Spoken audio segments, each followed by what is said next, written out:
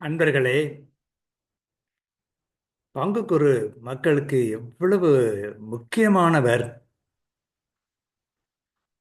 திருநூலிலே பார்த்தால் அவருடைய சிறப்பு என்ன என்பது மிக தெளிவாக நமக்கு விளங்கும்.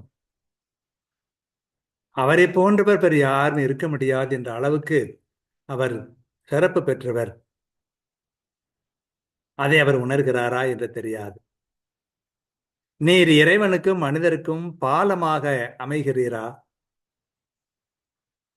உம்மை பங்கு மக்கள் தெய்வமாக பாவிக்கிறார்களா?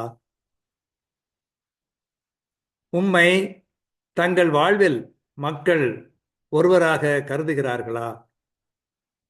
முக்கியமானவை. யோசித்து பாரும். அன்பிறைவா, நான் மனம் திரும்ப வேண்டும். மக்கள் மனம் மாற வேண்டும்.